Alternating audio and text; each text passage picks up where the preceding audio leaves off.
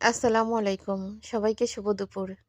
আজকে আমি পানি পোলাও রান্না করব। আমি কিন্তু পোলাও ভাত আজকে ভাজি করে রান্না করব না।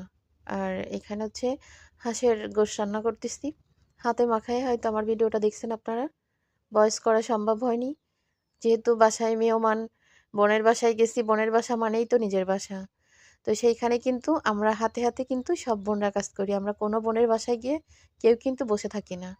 সবার বাসায় গিয়ে হাতে হাতে কাজ করি। তা আমার হাতে মাখানো হাঁসের গোশতটা কষানো হয়ে গেছে। চুই ঝাল আর আলু কিন্তু দিয়েই দিছি।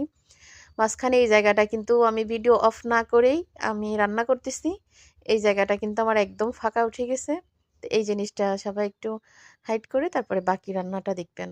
তো আমি এখানে পোলাও ভাত রান্না করার জন্য হাঁড়ি দিছি চুলার উপরে। আজকে পানি পোলাও রান্না করব।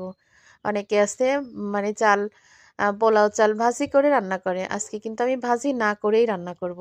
তা আপনারা আমার পোলাও ভাতটা যদি পুরোপুরি রান্না দেখেন তাহলে বুঝতে পারবেন যে আমি কেমন করে রান্না করছি। সেম এইভাবে রান্না করে খেয়ে দেখেন।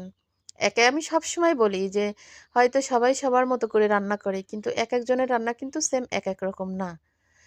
একেকজন ভিন্ন ভিন্নভাবে রান্না করে। তা যদি কারোরটা দেখে যদি রান্না করতে মন চায়, রান্না করে খেয়ে দেখবেন। ভালো লাগলে হয়তো পরবর্তীতে আবার চেষ্টা করবেন।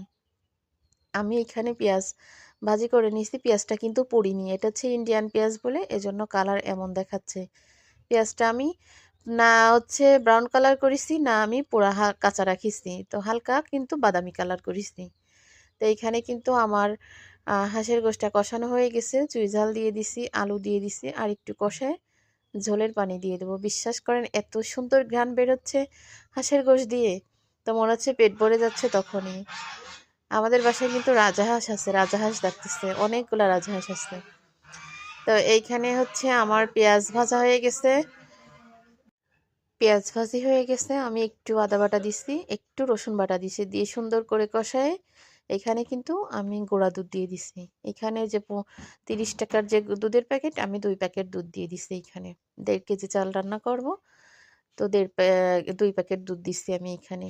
দুধ দিয়ে কিন্তু আমি সুন্দর করে পানিটা নাড়ায়, পানিটা যখন একদম পুরাপুরি উতলাই যাবে, চাল কিন্তু আগে থেকে ধুয়ে আমি ঝরাতে দিয়ে রাখিছি এই যে জালিতে। এই যে দুধের পানিটা যখন পুরাপুরি উতলাই গেছে, তখন কিন্তু আমি চালটা দিয়ে দিচ্ছি ওর ভিতরে।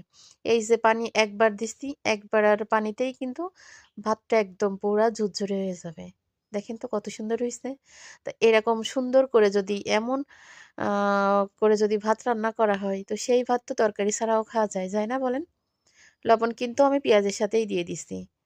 পোলাওতে লবণ পেঁয়াজের সাথেই দিয়ে দিছি। তা এইভাবে সুন্দর করে যদি ভাত করা রান্না করা হয়, দেখেন তো দুধ